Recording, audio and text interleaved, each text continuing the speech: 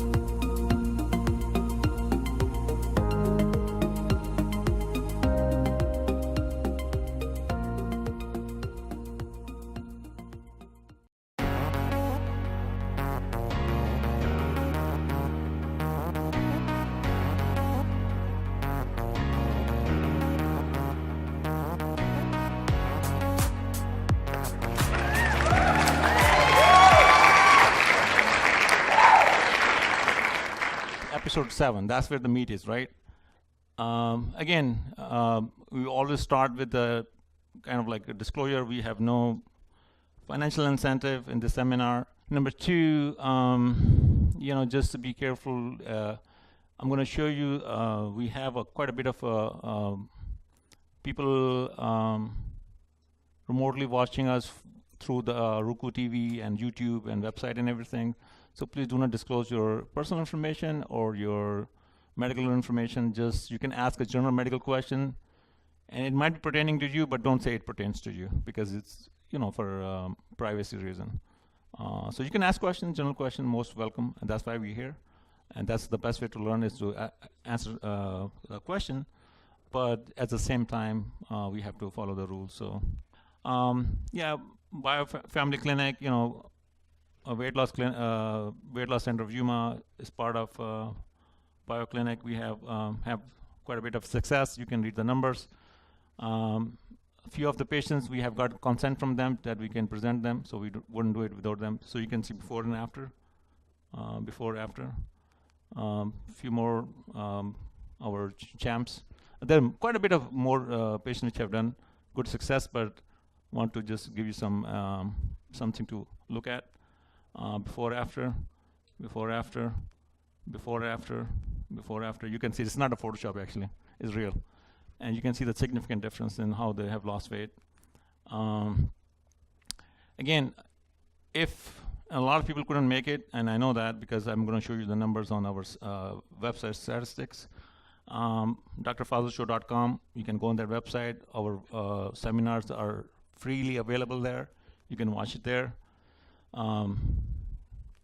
You can also watch on YouTube. We have a channel on YouTube, the same content. And this is the Health Tips TV in the waiting rooms we're putting everywhere. It's available there. In the magazine, I'm like a nightmare everywhere. Roku TV too. So if you have a Roku channel at home, you can watch it. I just checked the stats last night. We have 1,030 new installs in the last 1 month. So that was good. So that's like 1,000 families are watching us in just 1 month alone, last month. So that's a real statistic from our dashboard. So now we are going to the basic stuff.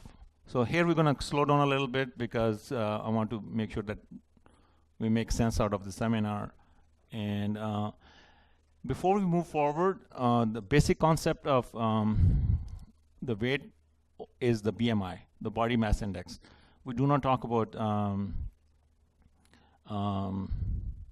weight anymore because it's a relative thing. I mean, if you're taller, if you're muscular, if you're more muscular, your weight would be more. So we have to take a adjustment of the height and weight.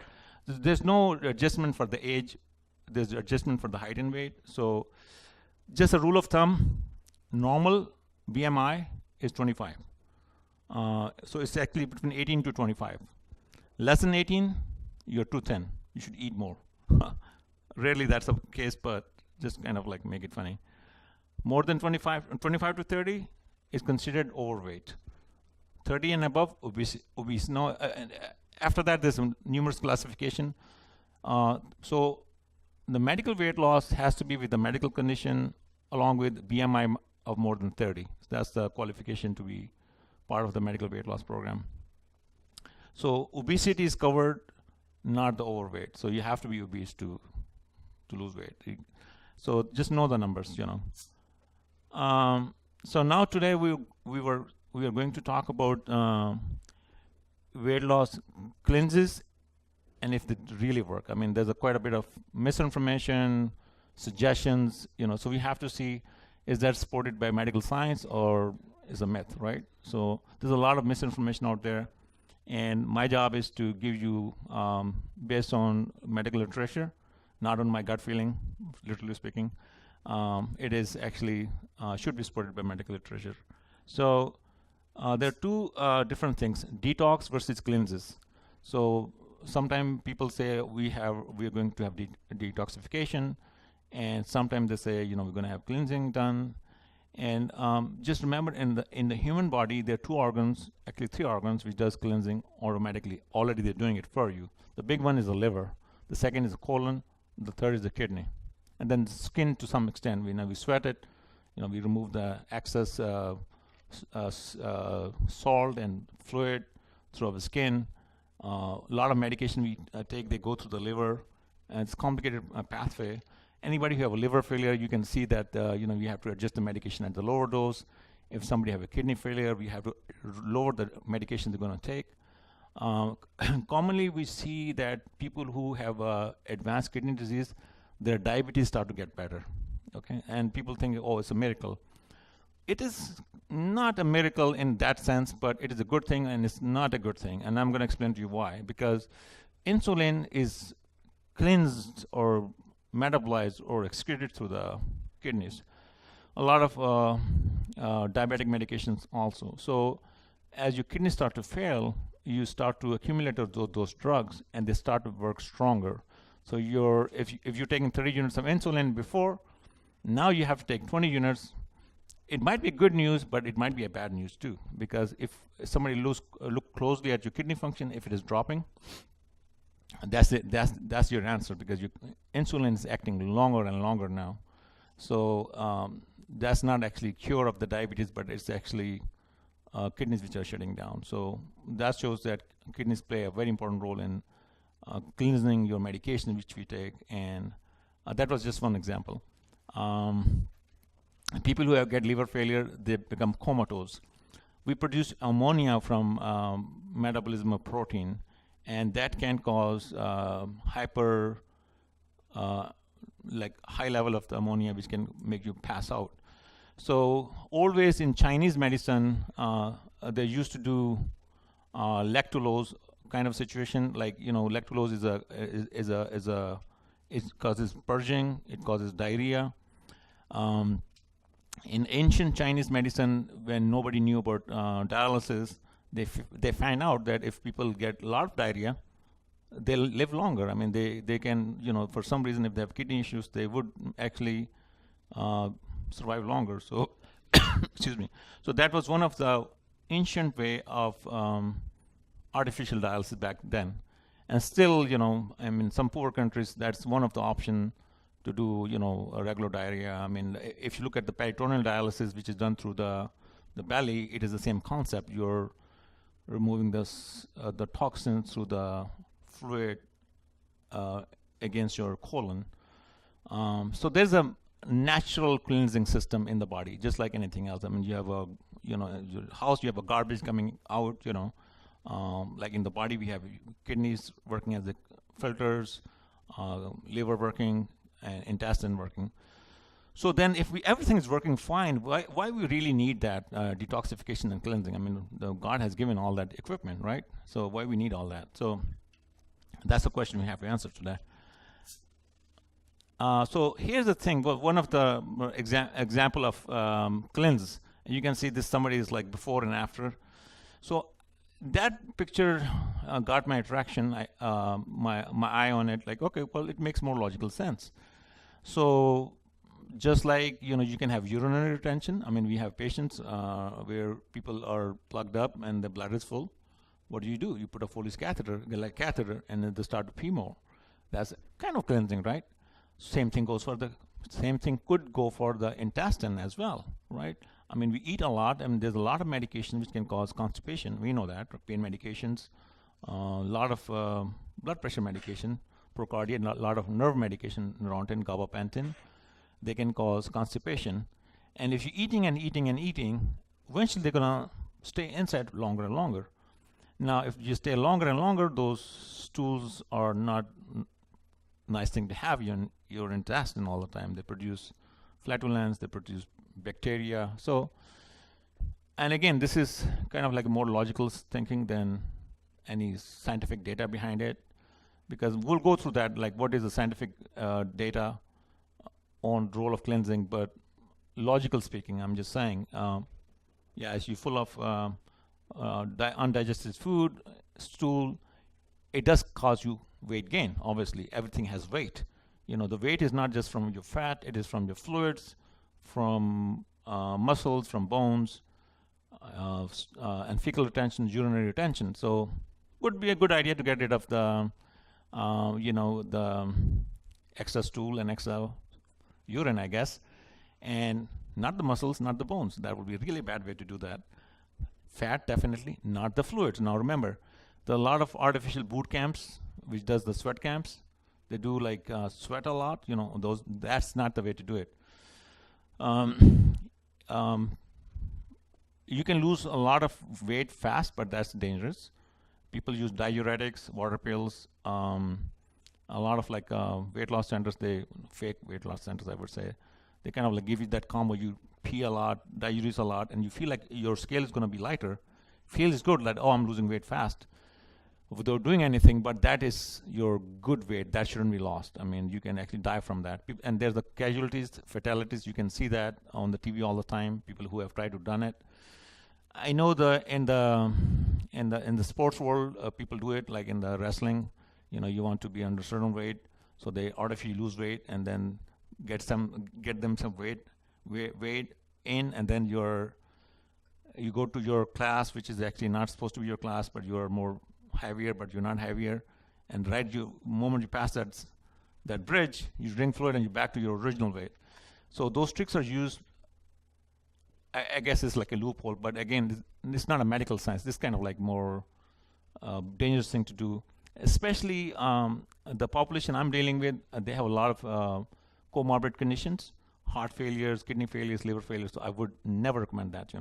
So if you see that on internet, if you see that on the TV shows, on anything else, or websites who are recommending it, please do not do that. Okay, that's dangerous.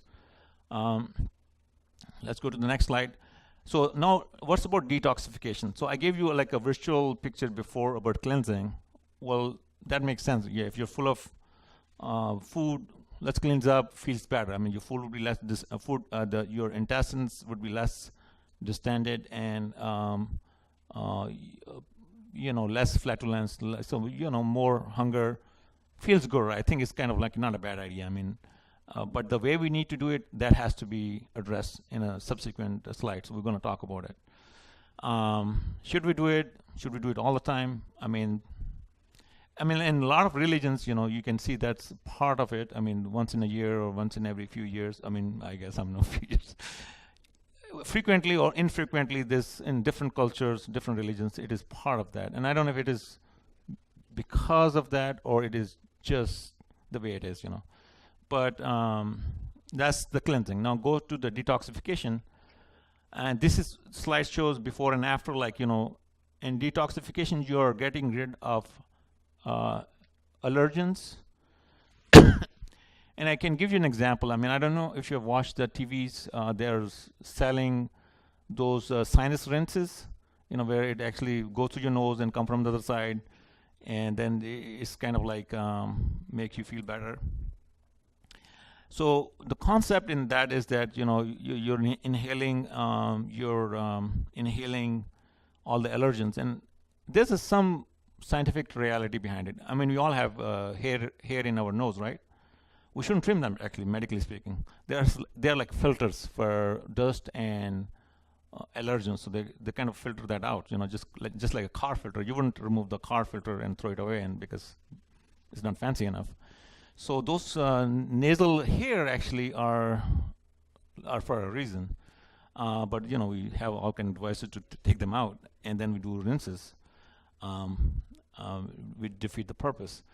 So the same concept, like what are we doing with that rinses, is that we're removing those allergens so we don't get allergic reaction in nose, like sinus infection and stuff like that. And detoxification is the same concept. Like you have a lot of immunogenic food or bacteria or toxin that need to be detoxified. So cleansing and detoxification is like an overlapping process, but cleansing is generally done mostly for weight loss. Detoxification is done mostly for other reasons. For example, arthritis. And if you go to a rheumatologist, I know quite a bit of rheumatologists in Yuma, you know, I send to them and they generally end up in gluten-free diet. Again, the concept is that the joint might be, inflammation in the joint is coming from the diet. So it's kind of detoxification. So there's some scientific data that probably is okay. How vigorously we need to do it, again, there's no scientific data behind it. It's kind of like, you know, as long as you're not hurting yourself, not doing anything dangerous stuff, probably okay for a short period of time, occasionally, not on the regular basis. And the detox diet focus on pollutants, heavy metals, ingested chemicals, pesticides, allergens, and everything else. So we know we live in an, if you look at, I don't know if you have gone to like at the height and see Yuma from below, not from too height, but you wouldn't be able to see Yuma from way too far. It's not a big city. But in the evening time, you'd see this kind of like, Yuma is like a bowl, you know, like this. And it is, it has a layer of dust on it, and we're actually living in it. On top of that, that soup get more complicated or more flavorable. We have all those carb dusters, you know, they're dusting sprays. It get mixed. I mean, there's no way it wouldn't be mixing in. I mean, it has to mix it. I mean, there's no way that it would just fall there and not go on the sideways. And a lot of people have houses next to those farms. And again, this is my experience. I've been practicing medicine for the last 10 years in Yuma. So few cancers I've seen more than usual. I got my training from Brooklyn, New York. It's a big city, big hospital. And so you see quite a bit of rare cancers, and they're rare. When I came to Yuma, my God, I was seeing every other day. I'm like, what's happening here? I mean, why are we getting so much bladder cancers and multiple myeloma, bone cancers and stuff, and young guys, and you know. And again, nobody have done this study, and well, there's unknown forces. They wouldn't let you do that study anyway. And you can read all kind of. It's not a conspiracy theory. I give you an example of losartan, right? Anybody on losartan? So the losartan was a good drug for years. They push it, and suddenly now it's causing cancers. You see losartan, you stop it. You see losartan. Today I stopped like 5 patients. We stopped losartan. You know, every time they come in, losartan is a blood pressure medication. They figured it out.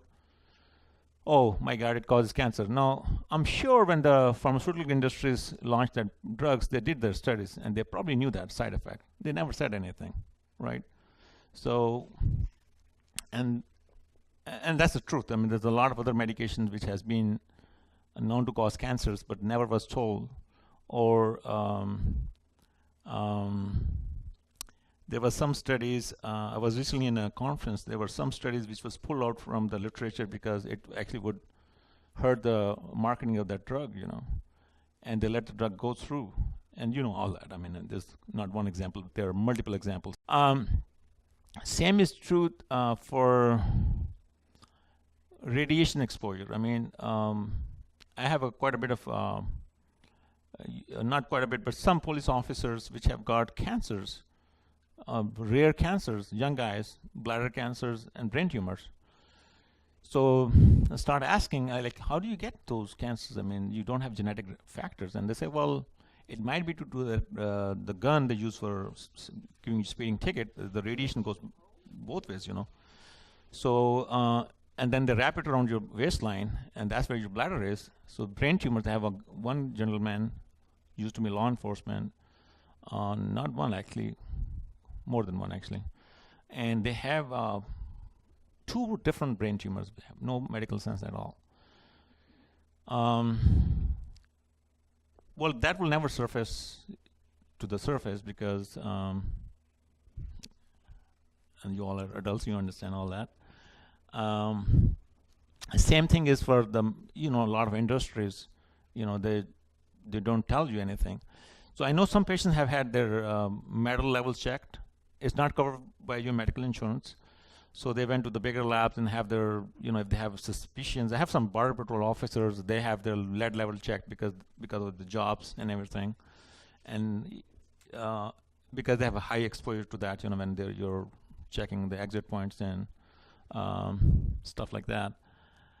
So, so those are the facts. I mean, this is not paranoia or kind of like conspiracy theory. It is fact. I mean, this logical sense. I mean, the things that are in the air, you're inhaling it. We have a lot of weird cancer in Yuma. Something's happening, right? And what we have more than what we don't have in other cities, a lot of insecticides, a lot of sprays, stuff like that. We're not too far from Nevada too. Where is this? We have Area 52 here. I'm just kidding. I know where Area 52 is. So detox diet is used for allergies. So we have cleansing, allergies, right? Cleansing, detoxification. Cleansing mostly for weight loss, detoxification mostly for allergies, headaches and migraines, digestive issues, fatigue, nausea, acne, skin rashes, and hormone imbalances. So, so let's talk about cleansing diet for weight loss. So food frequently eliminated as part of cleansed diets are, you can have sugar, you can have processed foods, alcohol, dairy, soya, corn, wheat, and gluten. So I was in a meeting recently and from USC San Diego, and the big guy, and he was talking. There's a Book of Mormon.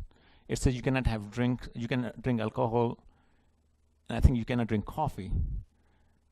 But there was nothing in for about marijuana, so people started using marijuana. So I'm like, so the idea was, should that go back in a new edition, and should we that put it in there, no medical marijuana or recreational marijuana? So so there's a lot of cultures know things which are bad and we shouldn't be eating it, and they have written different literature. As the time is changing and we have weird stuff to eat and stuff like that. You can see sugar and processed food, alcohol, dairy, soya, corn. We have corn in every single thing. And you can look at the ingredients of food which we eat. Corn is everywhere. And that's not good for health. Cause a lot of allergies, actually. So now we're going to talk about few diets. I'm going to talk mostly about Master Cleanse because a lot of people want to know about that. And it's inexpensive, easy to use, but it could be dangerous, right? So we need to be careful. So there's quite a bit of them. I mean, the literature is full of, the internet is full of cleanses, different cleanses. So I picked a few of them: Whole30, juice cleanses, Master Cleanse, Beach Party Ultimate Reset, and 10-day smoothie cleanse. So what is Whole30? And again, I'm going to focus mostly on Master Cleanse. Concept remains the same, right? So since Master Cleanse is more affordable, available, a lot of people know about it, we're going to talk more about that. So I'm going to give you a brief summary of other cleanses. So Whole30 is a 30-day diet cleanse that eliminates multiple group of foods, including sugar, dairy, legumes, grains, alcohol. And you can have plenty of fruits and vegetables and lean protein. These are like yeas or nays in there in the Whole30 food. So a lot of fruits and vegetables, none of alcohol, legumes, peanuts, dairy products. You can have those. So that's another Whole30. You do it for 30 days, and you have a Whole30 cleanse. And you can internet search it. It's already there. Okay, so I'm going to the next slide now. Juice cleanse. So juice cleanse is actually generally lasts to 3 to 7 days. We typically call it juicing. I mean, we all have done it. I mean, you have asked about it. So we stop everything and start drinking juices. So no fibers. Generally, you can sustain up to 7 days. All food except juice and water. And again, it depends on what kind of program you want to adapt, but there are different recipes out there. I mean, there's so much that I couldn't put on my slides, so I just gave a little hint of that. Okay, so juice cleanse. Beachbody Ultimate Reset. So that's a 21-day diet for using and eliminating dairy, meat, eggs, sugar, and processed food. Then they take nutritional supplements like vitamins, probiotics, some laxatives throughout the process. Again, you can find out on internet. There's a different pre-made products. You can just buy it and use it. I don't see any specific advantage on this one versus any other cleanse. I mean, they all have the same purpose. I mean, eat less fibers, less processed food. Induce some kind of diarrhea, and here you go. So that's how your pre-packaged Beachbody Ultimate Reset look like. So 10-day green smoothie cleanse. Instead of juice, you use smoothies. So again, there are different preparations. Generally, you mix, you blend fruits and vegetables. You can eat unlimited amount of non-starchy vegetables as well in this cleanse. So that's smoothie cleanse. Well, that's how it looks like. Okay.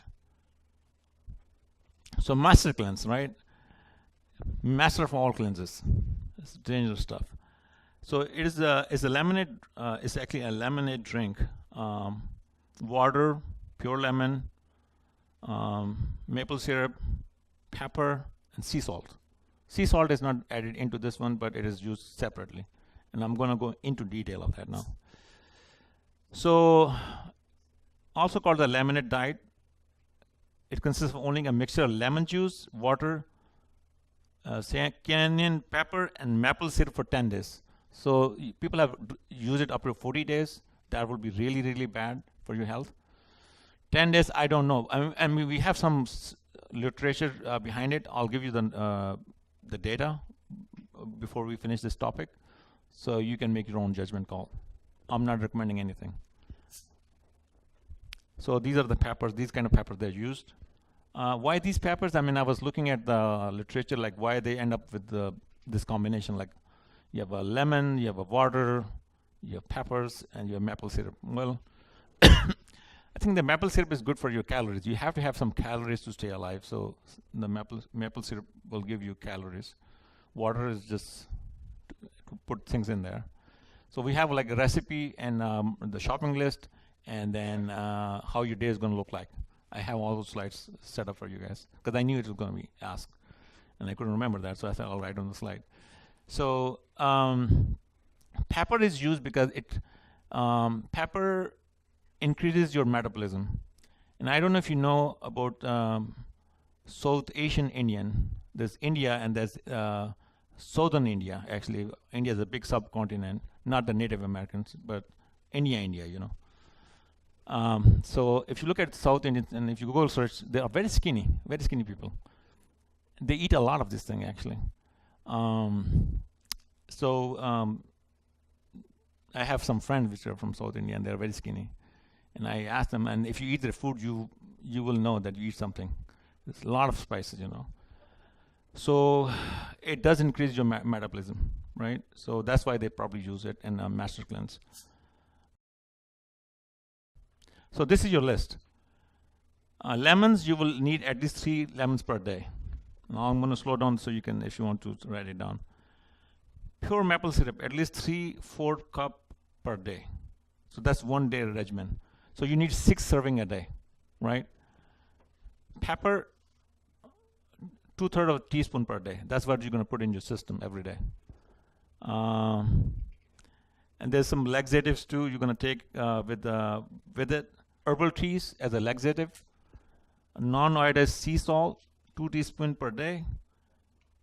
Purified or spring water, at least 2.4 liters per day. This is what you're going to need to have in your kitchen before you start making this formula. All right, so let me know when you guys are done. I'm going to move to the next slide. So this is a recipe. So you put 2 tablespoons of freshly squeezed lemon, about half a lemon, 2 tablespoons per pure maple syrup, 1/10 of a teaspoon of pepper, 8 to 12 ounces of purified or spring water. Mix them together and drink whenever you want to drink. I mean, if you're feeling hungry, just drink that, and nothing else you can drink. And I'm gonna so basically at least 6 serving a day you need to take it, but you can have more. So here's what your day look like. First thing in the morning, 1 quart of warm water mixed with 2 teaspoons of sea salt to stimulate your bowels. So you start your day with actually not with that, but you start with this one. So you're mixing. So that's in addition to your master cleanse. So you start with drinking warm water mixed with 2 spoons of sea salt. And the idea is to stimulate your bowels. And throughout the day, you drink those master cleanse. And before you go to bed, drink 1 cup of herbal laxative tea, if desired, to keep your bowel going. So start with the bowel start up, end with bowel movements, and then you have in between your master cleanse throughout the day. So again, what's the upside? I mean, it's easy to follow. I mean, it's very simple, right? I mean, and it's inexpensive. You pretty much, I mean, under $10 you can make it. Downside, it's not a balanced diet. I mean, you're going very, very narrow. I mean, there's no vitamins in there. There's no fibers. There's nothing else. It can be stressful and difficult to stick to. For certain patients, I mean, you cannot give it to pregnant females, lactative females, people who are, patients who are doing breastfeeding, people who have heart conditions because of salt, diabetic patients because you can go into hypoglycemia, because if you're not eating enough and you're taking your diabetic medication, your sugar will drop, so you have to eat something. It can cause nausea, headaches, bad breath, so it's not appropriate for everyone. The salt portion, depending on if somebody does not have any any swelling in the legs, salt is really bad for edema. If you have swollen legs, please do not take salt. So salt is not part of the recipe. It is starting of the day, so you can skip that part if you have kidney issues. So that shouldn't be part of the person's diet or a master cleanse regimen if you have kidney issues. That's the only thing I will remove, the salt. Salt is bad for the blood pressure. If you have a stroke, I mean, it can make your pressure to go up and you can have a stroke. And again, if you have kidney issues, not minor, I mean, if you have minor kidney issues, probably okay, but if you have advanced kidney function failure, it can cause fluid retention and edema in the legs. So I wouldn't recommend that, Again, so there was scoring. So I think 5 is kind of max, I guess. I was trying to see how they score it. This was from one of the online website. So overall score is 2. So probably 5 is the best as a cleanse. For fast weight loss is 5 out of 5. So you're going to lose weight fast because obviously you're not eating anything for 10 days or up to 40 days. Long-term weight loss, 1. So you're going to regain your weight the moment you stop it, you're going to go back to your original diet and it will come right back. Easy to follow, 2, nutrition quality. zero. I mean, it has really no nutrition in there. So that was the master cleanse. So we are done. The next topic would be how to live longer and healthier. And that's the fact. I mean, without any artificial things, there are a lot of things, a lot of studies.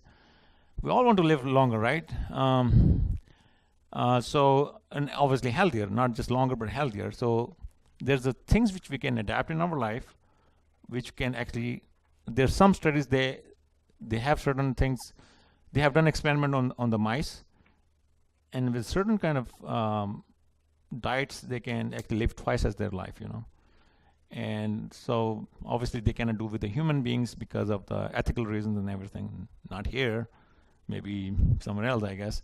But yes. I have a question. Some of those things in some of the cleansing processes, some of the, hello, I don't think it's working. Well, it's recording into the camera, so it's not on your sound system, but it's going to Jeff's recording, so you can actually. If you have allergies to some of those things that are in there, is it okay to take those process out and still be able to function in some of those recipes? I mean, like when you're talking your whole 30-day or your beach party one. Yeah, I mean, again, those are the standard recipes out there, but you can pick and choose based on your own requirement, because if you're allergic to a food ingredient, there's no way you can take it. You can have side effect.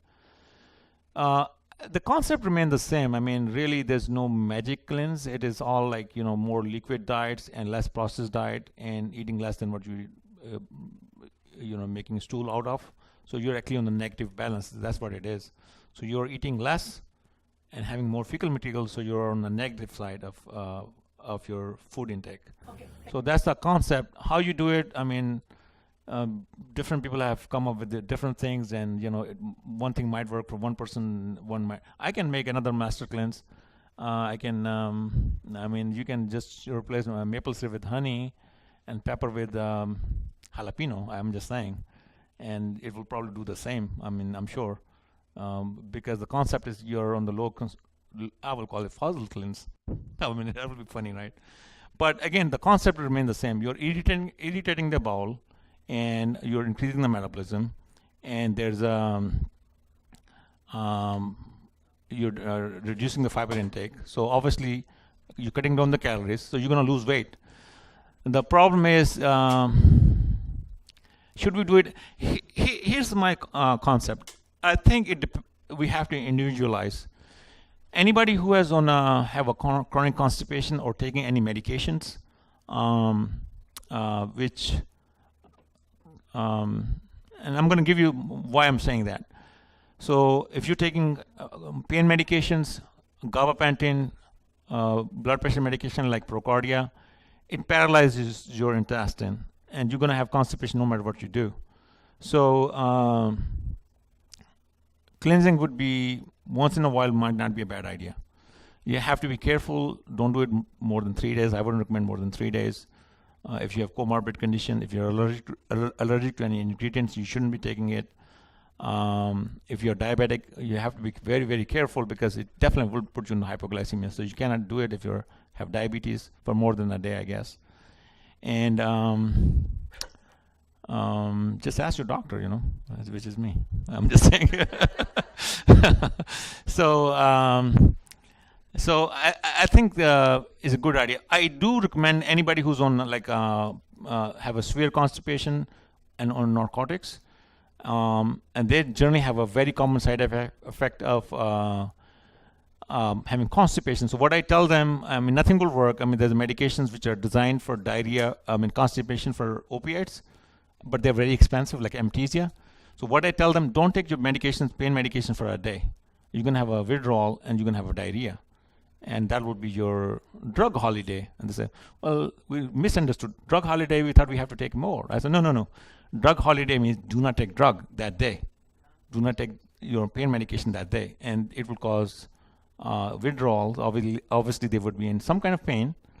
But before the pain fully kicks in, the withdrawal will kick in. And one of the symptoms of withdrawal is diarrhea. And then they can be cleansing themselves in one way. So I have asked some patients to do it, and it really worked for them. So sometime if they're not on pain medication, but they're on other medications like Procardia, which is a calcium channel blocker, it can cause severe constipation. So then we have to switch them around and then put in a different medication, and that will help with the diarrhea, the constipation portion of it too. So medication is generally the culprit. I mean, number two is what we eat, like all kind of highly processed food, and that's how we end up with this topic today. Have we been eating the natural food? We never need cleansing. So the cleansing is linked with what we eat and what medication we're on. So again, it's like diuretics, the water pills. So anybody who on the water pills, if they get edema, they know automatically they have to double up the dose for a few days. And then when the edema or swelling goes away, they go back to once a day. So pretty much they're doing cleansing for their kidneys or the fluid. So it is as needed basis, not like you do it every day. Same thing is for the intestine. You don't do it every day, but you do it only if you need to. And again, generally it is based on your history, what you eat, what your symptoms are, and then you should do it. So as a part of weight loss, I would say no. As based on your symptoms, as needed basis, I say yes. What you use, your choice.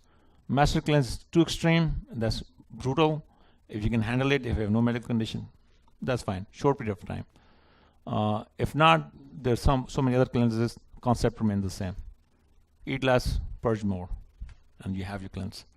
Thank you so much, and any questions? I'm going to put the whole thing in the next edition of the Health Tip magazine. They would be coming out next month.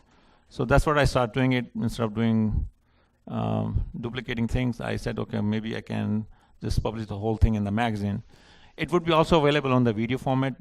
Jeff does our post-production, and it would be on the video on our website. So it will come not right away, but maybe in a couple of weeks from today. Yes, sir. Did you say it was 10 days you do this for? Well, some actually it goes up from 10 days up to 40 days. 40? 40 days, yes. So yes. Is there any way you got to drink this stuff, right? Yes, you got to drink this stuff. How about dumping all the water and fluid out and put it on a peanut butter sandwich or something? You know, I'd be puking before I got this stuff down. Well, that's the whole idea, puking. No, that's awful. Yeah, it is awful. And again, I mean, like there's the norms and there's non-norms, and there are people who does things and people who don't do things. But the reason I brought this topic up was because, I mean, I was looking at like our weight loss sessions, which we have done in the last 1 year, and that was the only topic I didn't touch. And it does come up into my, patients do bring up this topic here and there. Should we do it and not? And again, it's a good idea to talk about these things, I'm not recommending it. I'm just saying what's the truth and how does it work? And then you can use your own logical sense that if you need it or not. One more question. Yeah. It was on your, what do you call it on the computer, for the website. And the last 2 sessions haven't been updated. Jeff, what's going on, man? He has been called. He's active military duty. Every time he wants to do, they call him for the for the website. I wasn't here. I had military service to do. I'm also in the military reserves, so I had to do that. And then as soon as I can, it'll be Okay, thank you. Yes, it's all done. It's a lengthy process. I mean, we have to kind of go through a lot of things. But the last few days, he has been fighting. Where have you been fighting? Oh, no, don't tell that. He's a ninja, actually. That's his second life. So you're not having a February seminar? February we might have it, but I wanted to. We are restructuring our weight loss program, and we are restructuring. I guess he's behind. Jeff is behind. Like there's going to be 3 episodes he's behind. So I said, okay, maybe I give him some gap so he can catch up with his stuff. So because this is going to be third episode and that's going to be fourth episode, and then there's no way he can catch up because it takes a very lengthy time to do those things. So I said, okay, we'll give him a month off, and then I can probably focus more on the magazine and have it in there, and then have the previous episode on the website. So it's kind of like a cleansing session for the weight loss program.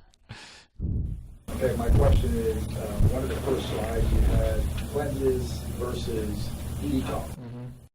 So you gave us examples of cleanses, that they were all cleanses. Are there any examples of what you do for detox?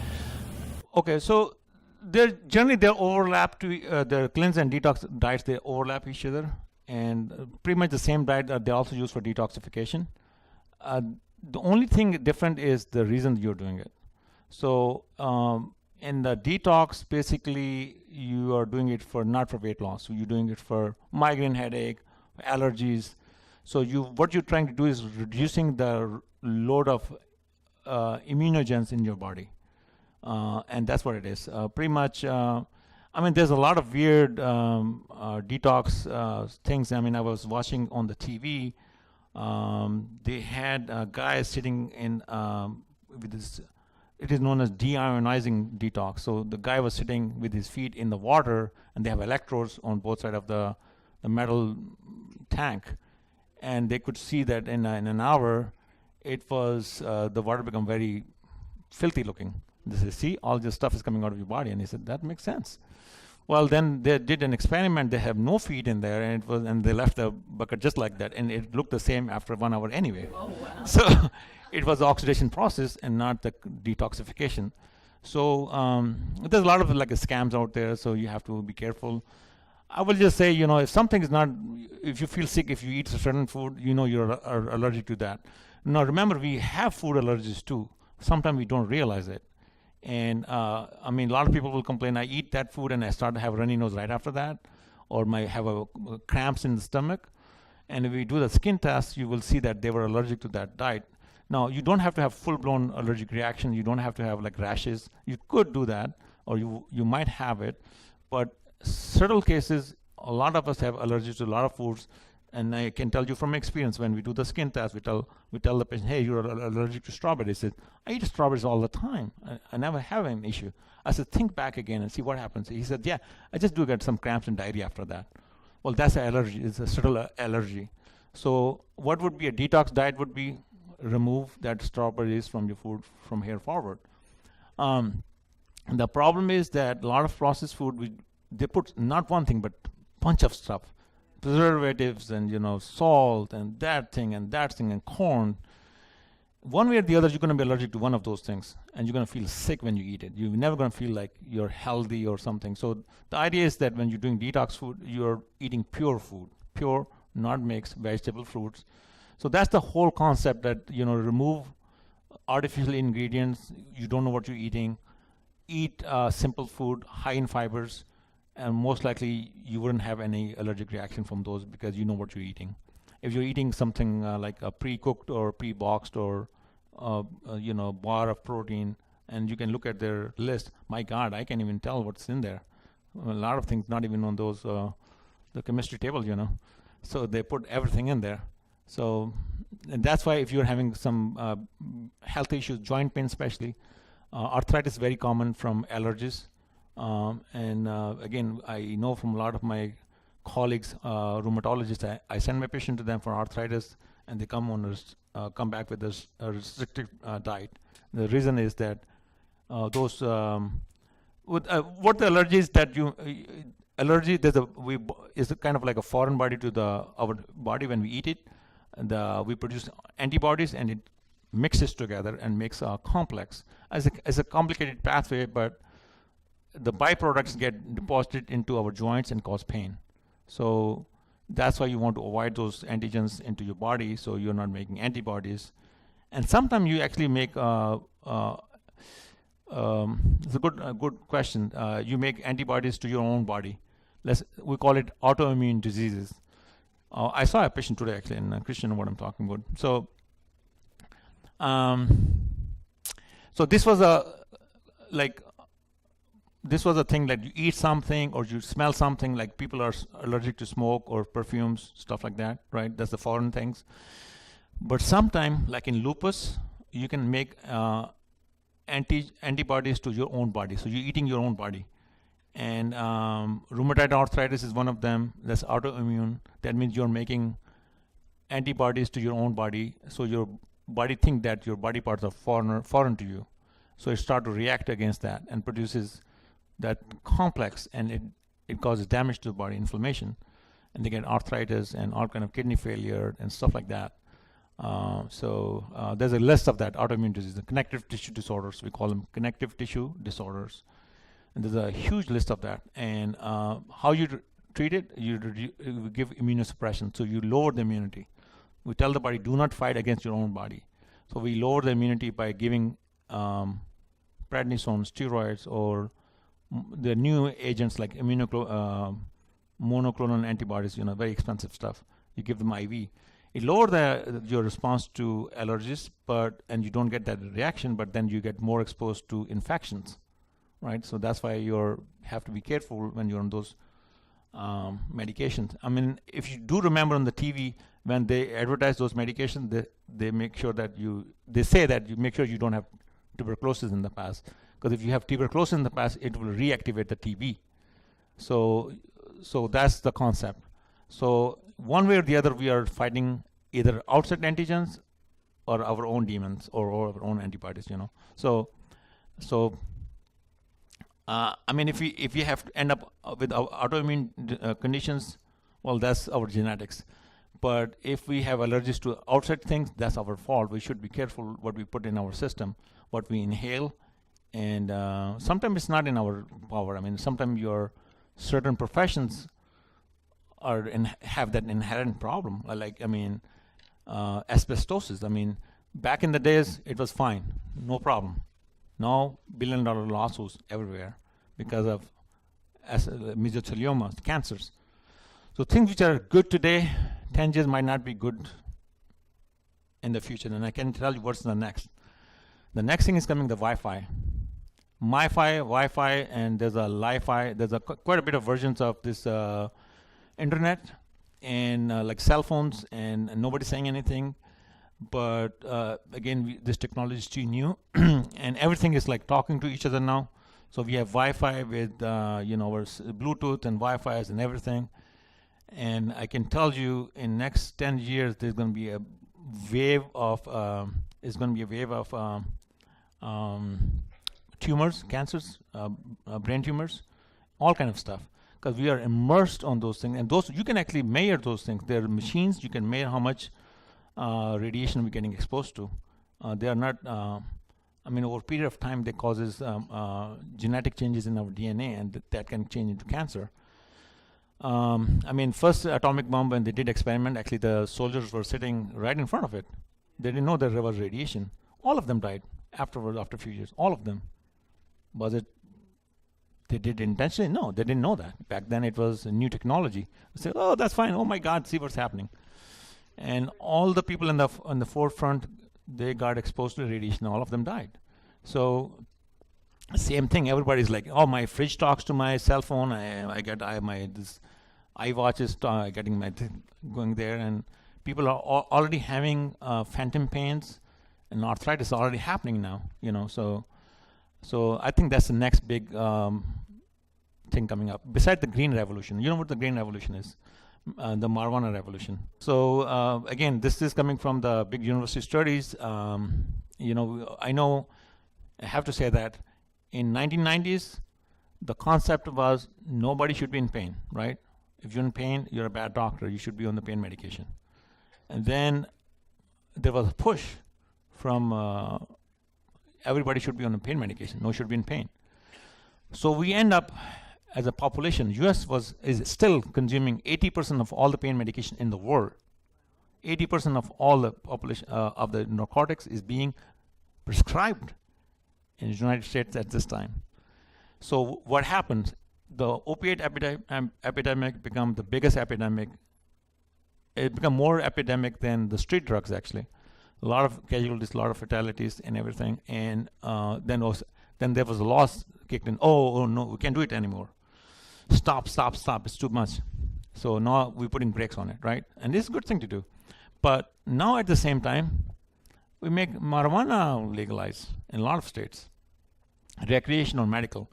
What's going to happen in the next 10 years? And you can see what's going to happen in the next 10 years. Children are going to be addicted on that. It's a Schedule 1 drug, actually. It's not even 2 and 3 and 4 and 5. So higher the schedule is, the more potential for addiction is. So like morphine and oxycodone is Schedule 2. Marijuana is actually, and cocaine and heroin is Schedule 1. Why are we legalizing it? And again, I know there's a lot of discussion and opposition and everything. So, well, I think we all can think logically, and again, everything has pros and cons, and everything is used, just like medications, you have to use appropriate use. And like alcohol and smoking, like back in the days, smoking was fine. Still we find out a lot of lung cancer was coming out of it. And we know alcohol causes a lot of accidents, a lot of deaths. But there's a checks and balance in place, so it doesn't get out of control. Not the CBD oils that they have out that are kind of like marijuana, but they've taken out that hemp. Is that as dangerous as the regular marijuana itself, or? No, it's fine. The CBD oil from hemp is very, it has basically the thing you get from marijuana is THC. That makes you high, THC. CBD is a medicinal portion of the marijuana. So hemp has like 100 strength of marijuana. So you need a lot of hemp to get high, actually. You need probably the whole 3 houses full to smoke of hemp to become high. It's so little in THC. So the CBD come from 2 different portions of the hemp, from the flowers and the root. And the one from flower is actually more potent. So if you're going to get the CBD oil, make sure it's from the flowers and not from the root of the hemp. It's more potent. Yes, it's fine. I was in the conference, and University of San Diego, they did recommend that. So, it's over the counter. You don't need a prescription. And it's an additional thing in addition to what we prescribe or recommend for pain management. Yes, CBD oil should be fine from hemp. I'm asking because I tried the CBD one time and it was just enough to take the edge off. Right. And I know there's quite a bit of patients using it, and that's fine. It's benign. It's not so far. I didn't know where I stood with it. It's okay. It's okay. Yes. They have green organics out right now with the CBD oil, and it's 250 mgs, and they've likened it to be as strong as OxyContin and to help prevent pain. Well, again, if the CBD oil is from marijuana, yes, it's going to be strong. So that is either a prescription. Again, I should take it back. There's no prescription for marijuana. Remember that. We discussed that in the past. You know why? So you cannot prescribe marijuana. You can certify marijuana because prescriptions are under the federal regulations, not under the state. And that's why we have DEA numbers and everything. And by federal regulation, it's Schedule 1. And by federal regulation, Schedule 1, you cannot prescribe. It's illegal to do that. So, so that's why you cannot prescribe it. If you prescribe it, nobody will honor it. And if you do try it, you're going to go to jail. Doctors, not you, but as a provider, So there's a certification. That's why they changed the word to certification. And there's a very few indications. If you look at each state each state have different indications, but mostly they are like, HIV, cachexia, terminal cancers, very few indications which you can use it for, not for ordinary pain. You have to see this is a lot of money behind it right now. It's like a gold rush. So a lot of bad marketing out there. So we have to be careful. I know there's a lot of tax on it. So states are making money out of it. States are desperate. They want to, have another source of revenue. So that's why everybody's jumping on it because, again, they have to pay the bills too, Coming down from Washington, it's legal there. Everything is Washington State or Washington, D.C.? Yeah, Washington State. Washington State. Well, let me tell you about Washington, D.C. It's okay to have marijuana in Washington, D.C., but you cannot sell it you cannot cross it from, you cannot cross the border with it. You cannot grow it, but you can have it. So I was looking at the law. I said, so only the aliens can bring from the top, drop in your mouth. So I think they missed the vital part, like how you can have it, but you cannot have it. Like, it's kind of like, yeah. So that's why I asked, where are you from? Washington State, Washington, D.C.? Yeah. Oh, by the way, you cannot cross the marijuana, cross the state line. That's a federal offense. Another pearl of wisdom. You cannot have any medication from Mexico or from Canadian pharmacies or online pharmacy. That's by law federal crime. So if your provider is telling you, that's illegal. If you're doing it for yourself, that's illegal. If you're doing it for your neighbor, that's double illegal. It does not matter if it is controlled substance or not. But I was told that they have been told to look in other directions and not give you guys hard time. But if they don't like you, they can get you for that. So, and again, I didn't know that till we went to that seminar, and it was part of it, and everybody's like, yeah, but what those patients would truly deserve it, need it. They have no money, or medication too expensive. Well, that's fine, but the law holds, the law holds, the law is still there. They ain't going to change it. Why? I mean, I don't know. I mean, I think you can blame it to the pharmaceutical agency. I mean, they have a lot of lobbying power. They want to make sure that we buy the expensive medications here. I mean, you can buy cheaper across the, the borders, but if we're going to start all doing that, then where their money is going to come from, right? So this is my logical thinking, and I think there's some thoughts behind it. I can say that maybe pharmaceutical industry think they deserve it because they spend a lot of money. Not every medication is a home run. They spend billions of dollars before they can make a good medications. It's happening in the USA. So I understand that they deserve it, then they need a return on investment. So For 5 years, and after that, they've got to open the market. right. And then it becomes generic, and that's why they maximize the profit in that 5 years. But still, our generics is still more expensive than across the state line. Well, the other countries, they just copy our things, That's why they're cheaper, because they didn't spend any money to make it. So you have to see with a grain of salt that not everything is as bad as we think it is. I was actually, let me tell you a little joke. Yesterday I was with the doctor conferences, and I mean, again, I don't want to say my political affiliation, but you probably can tell. So, and I was with the GOP meeting, and one of the councilmen came in. Hey, are you Dr. Fazil? I said, yeah. He said, how come you're a Republican? Well, I said, well, I think your agenda is in alliance with the reality, and I mean, that's the way it's supposed to be. He said, most doctors are Democrats. I said, maybe they're misinformed. And he said, that's right. I said, why don't you inform them? So I was in the meeting with the doctors yesterday, and they said, so you're other side of the aisle. I said, what's wrong with that? So support the wall. I said, listen, raise the hand. How many doctors have jumped a fence before they come to this country? Nobody raised a hand. So I said, then support the wall. What's wrong with that? We all came legally, long lines. So if that's not a problem, why you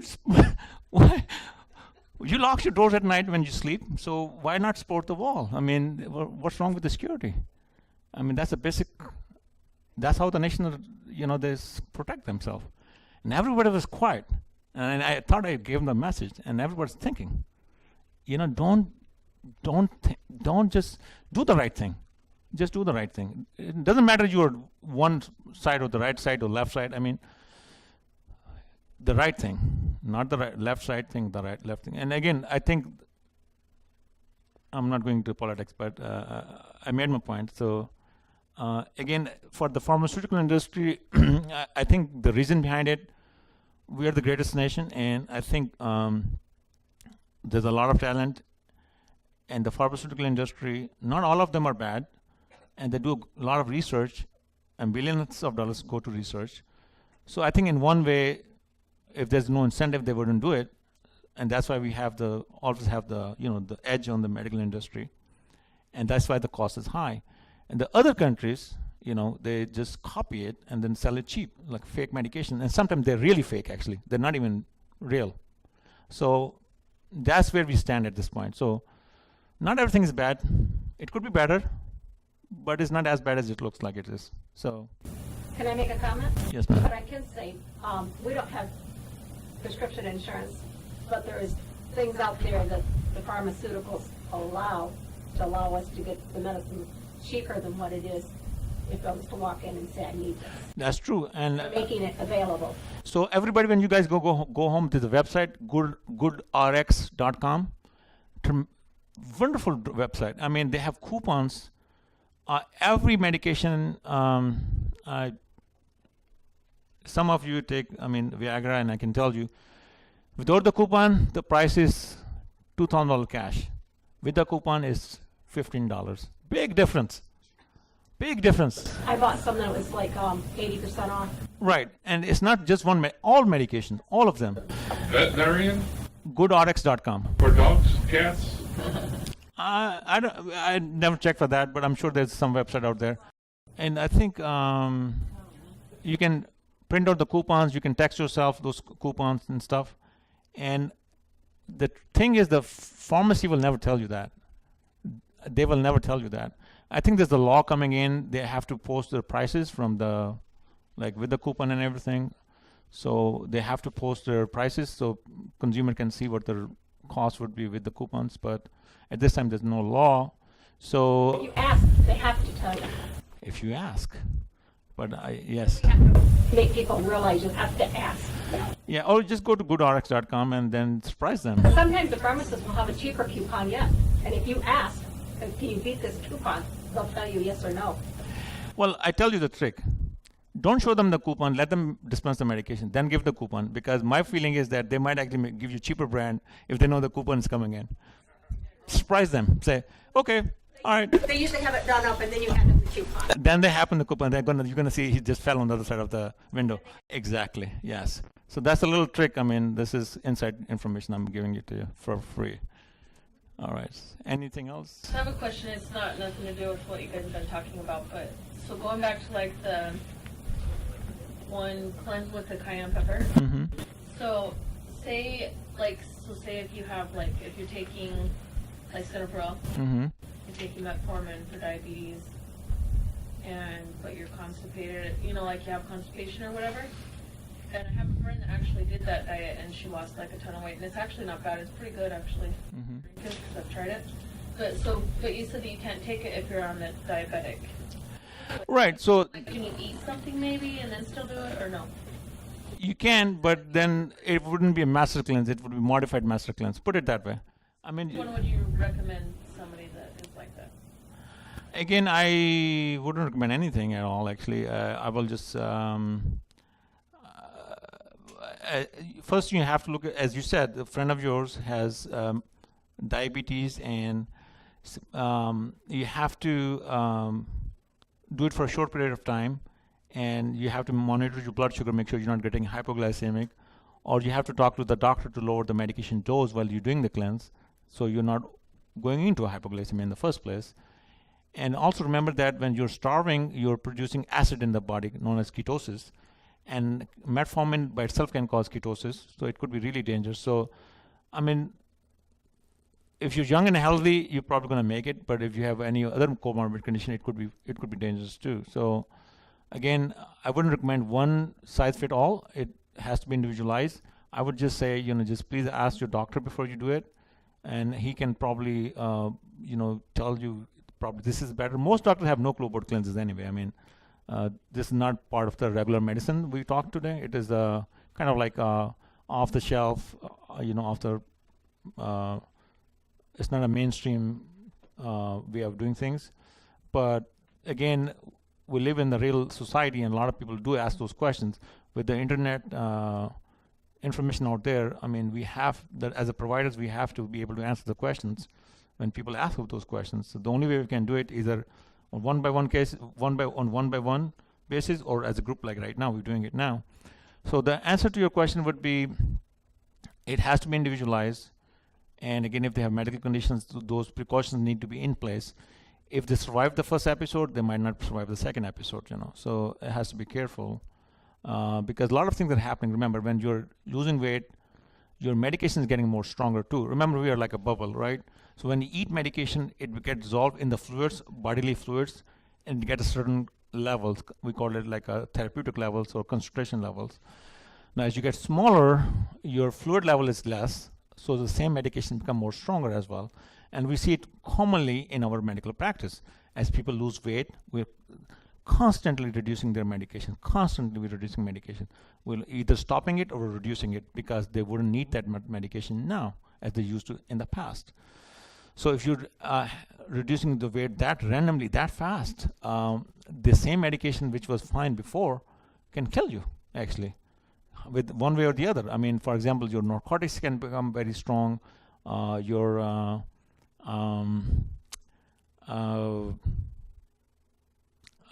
hypoglycemic medication, insulin or metformin can become very strong, or the side effect can be doubled or tripled, because your size is smaller now. Rapid weight loss can cause kidney, the gallstones is one of the side effects of abdominal pain. It can precipitate formation of gallstones. So you can have cholecystitis, gallstone attacks, those kind of things. So as I said, the right way to lose weight is a natural way. Eat less, burn more, and you should be fine. Because in long-term thing, this is a marathon. The weight loss is a marathon. That's what we're talking right now is sprinting. You're sprinting. You're running like 100 meters in few seconds. So it is good as as an add-on, maybe episodically, or for a specific purpose, or based on your medical condition. But I wouldn't recommend it on the regular basis. Use that as necessary under the medical guidance, especially if you are on medication or have medical conditions. Please ask the doctor before you do it. Yes? If someone had G6PD, is there any precautions that they need to take if they want to start losing weight or exercise or anything about their health in general? So G6PD deficiency is actually genetic conditions which at least G6PD is an enzyme in the liver which metabolizes certain medications. So if you have deficiency of that, you can have hemolytic anemia. You can have anemia, your cell can burst and everything. Generally, the sulfur drugs, you should avoid that. That's kind of precautions. Some medication, you shouldn't take it if you have G6PD deficiency. As far as the, again, what does it cause? If you have G6PD deficiency, you can have a kind of anemia known as hemolytic, where you actually, your red cells start to burst open and cause jaundice and kind of bad stuff. And there's certain medications you shouldn't be taking it if you have G6PD deficiency. None of those cleansers or detoxifiers have any medication of that nature, so should be fine. Good question though. Typically pretty complicated, but good question. Any other good question? Any question? All the questions are good. That's how we learn. That's how I learn actually from you guys. Great response today. My God. Good interaction. And I know you have a question. Don't be shy. You can ask a question. No questions? All right. So let's, I think then we thought it was a good session. I liked it. I think you guys enjoyed it. We have some good learning today. We will meet back in March. We'll let Jeff catch up with his military obligations and his job obligations here. And we should have that thing in the next magazine and on the website in the next few weeks. And thank you for coming in. We have the lunch waiting for you guys. I appreciate for your time, and that was good.